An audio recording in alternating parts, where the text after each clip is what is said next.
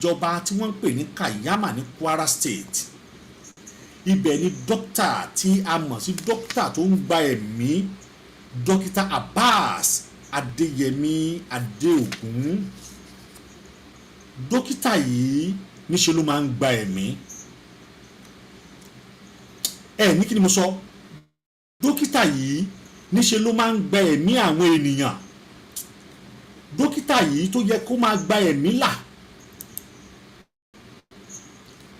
Dókítà tó yẹ ká máa rí gẹ́gẹ́ bí ẹni tí àwọn èèyàn lè lọ sábà tí ara ò bá yá, tó yẹ káwọn èèyàn lè sábà tí ẹ̀mí bá fẹ́ bọ́ lára èèyàn, tó yẹ kó gba ẹ̀mí là.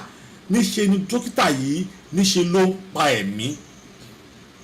Kódà ẹni tó bá lọ sọ́dọ̀ ẹ̀ lásán, bóyá ẹni yẹn bóyá ó ṣubú lórí ọ̀kadà, ó wá ní small wound, wọ́n wá ní ká máa gbé lọ sí emergency hospital ní general hospital ní Kayama ní Kwara State.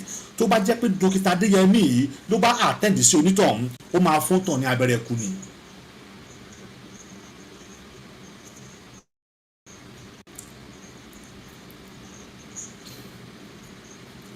Níṣe ló máa pa onítọ̀hún. Nǹkan máa ṣe o. Nàìjíríà mọ̀ ti ń dàrú. Nàìjíríà mọ̀ ti ń dàrú.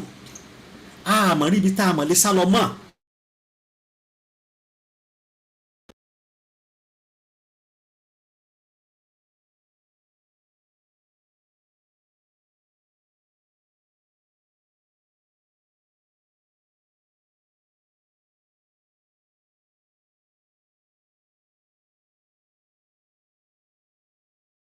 Ààbò wà rèé, níbo la ti fẹ́ júwe pé ibi táàbò wà rèé? Níbo ni èmi àti ẹ ti fẹ́ sọ pé níbi tí ààbò wà rèé? Kò sí ààbò mọ́ níbikíbi.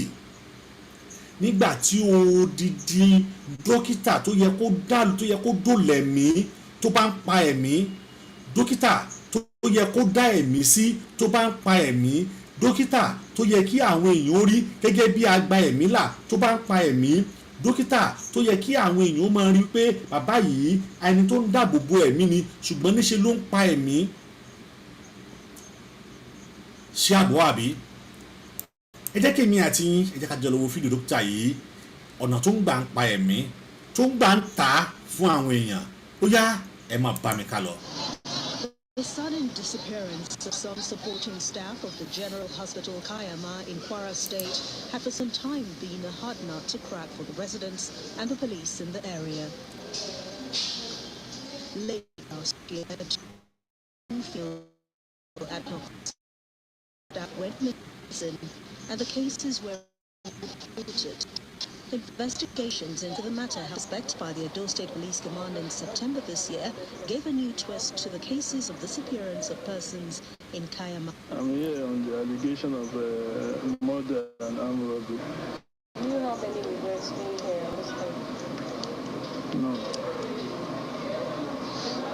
Please, I think it's okay now. I'm done. Please, I've spoken to you. I've spoken.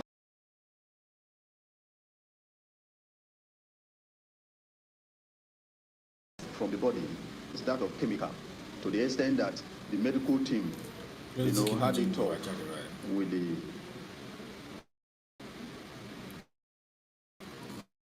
the content. It was then Dr. Abbas Adeyemi broke down in tears and confessed for that yes, he injected pesticide and other substance and killed the victim immediately. An interaction with the suspect gives further clue. This shallow grave and waste bin were found to contain bodies of his victims. Is in the store, the first entrance where the storekeeper sits down. That is where we got an grave. He has buried one lady there. He used mattress cover. Then the main store where other properties are kept, that is yet to be used property.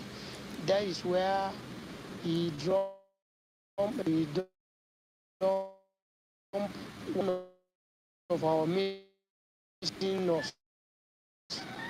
Getting from them was the fact that confessed. He said one boy was declared missing.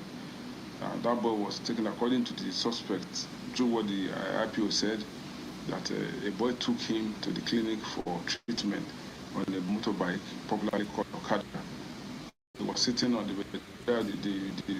bike was sitting outside waiting for him to. When he waited for so long and the guy did not come out, he had to leave. And up to today, according to the report, the victim was nowhere to be found. That was exactly what the doctor said, that he killed the boy and he has sold the parts to some people. Family members of one of the victims gather in prayers as they demand for justice. The Emir of Kayama says he is disappointed in the action of one of their own. It's for where he was involved, of killing people. Well,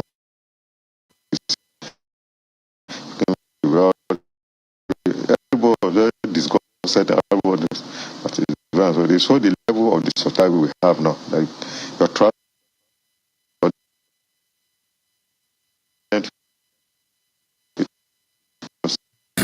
Rí bí nígbà tí dókítà tó bá lè mú nurse one of his own staff tó bá lè mú tó lè pa staff ẹni o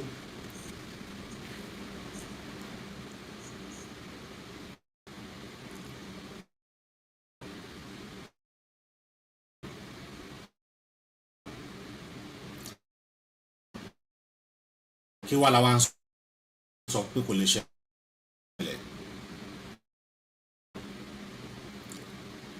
Ẹ jẹ́ ká sọ fún mi, ṣé Nàìjíríà ṣì máa dáa àbí àjọ ń tan ara wa?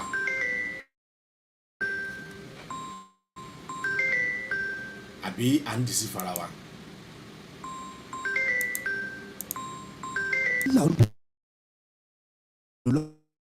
Ọjọ́ kẹwàá oṣù kẹwàá ṣe fẹ́ gbọ́ lọ́jọ́ tó sọjọ́ ìbí ọmọ Adigun lóyè Sunday Adeyemi májàsọ́lá Àdìsá aka Ìgbòho Òòṣà lẹ́gbọ̀n Yorùbá lápapọ̀ lábẹ́ Àdáyọ̀ Fáládé àti níbàámu fún tọdún yìí pẹ̀lú ògbóni àgbáyé lálejò Tajudeen Ọlárẹ̀wájú Àjàlá láti wá ṣe àyẹ́sí fún olóyè Ìgbòho lọ́jọ́ náà tí ó wáyé nínú gbọ̀ngàn ńlá ní London Kensington 179-199 Holland Park Avenue London W11 4UL United Kingdom bẹ̀rẹ̀ látago 7 ìrọ̀lẹ́ ẹlẹ́lẹ́dago 12 òru bákan náà láti ń kí wa kú ìmúrasílẹ̀ ìwọ́de làmìlà kàtẹ́gbẹ̀lẹ́gbẹ̀ ènìyàn tí ó wáyé nílùú ọba 1 million rally in London lọ́jọ́ 12 oṣù kẹwàá ó jẹ́ ọjọ́ kẹtàdínà pẹ̀lú Ìgbòho lẹ́yìn Tọ́láyọmí Kóìkí àti kálára rẹ̀ ó máa ṣàkóso rẹ̀ pẹ̀lú ọ̀kan ọ̀jọ̀kan àwọn àlàkalẹ̀ ìrọ̀rùn nípa bá a ṣe máa fi ọkọ̀ àjàgbé ńlá ní London route bus gbé àwọn àgbààgbà àti àwọn abarapá gbogbo láti BBC in Oxford Street títí tí ìwọ́de ó fi parí sí Paris Trafalgar Square tó bá wá di ọjọ́ 13 ọjọ́ 4 dinner with Ìgbòho láwọn máa ṣàbẹ̀wò lọ sí ìlú Manchester gan fún ẹ̀kúnrẹ́rẹ́ àlàyé síwájú sí i tàbí láti dá sí ètò ìfọlọ́ndrìlì ẹ lè pè tàbí kẹ́ WhatsApp Ọláyọmí Kóìkí lórí +447 594 050 979 Yàtúbí lórí 447 570 320 030 Tóyìn Ọláoyè lórí +447 896 018 764 lápapọ̀ ọmọ Yorùbá àgbáyé pátápátá ní àwọn ẹgbẹ́ ìfẹ́lọ́dún àpapọ̀ ọmọ Yorùbá ṣe kí ọmọ Aládìgún wípé ẹ kú ọdún ẹ kú ìyẹ̀dún a sì ń ṣàmọ́dún sẹ́mi ìtayà tọmọ Yorùbá World Media ló ń kéde lórúkọ gbogbo ọmọ Yorùbá pátápátá. Lálẹ́ olójọ́ kẹwàá oṣù kẹwàá ṣe fẹ́ gbọ́ lọ́jọ́ tó ń sọjọ́ ìbí ọmọ Aládìgún lóyè Sunday Adeyemi májàsọ́lá Àdìsá aka. Ẹ káàbọ̀ sórí ètò wa padà lẹ́ẹ̀kan sí i ẹ̀yin wa tí ẹ ń wò wá ẹ bá wa ṣètò yìí ẹ rí bí gẹ́gẹ́ bí ti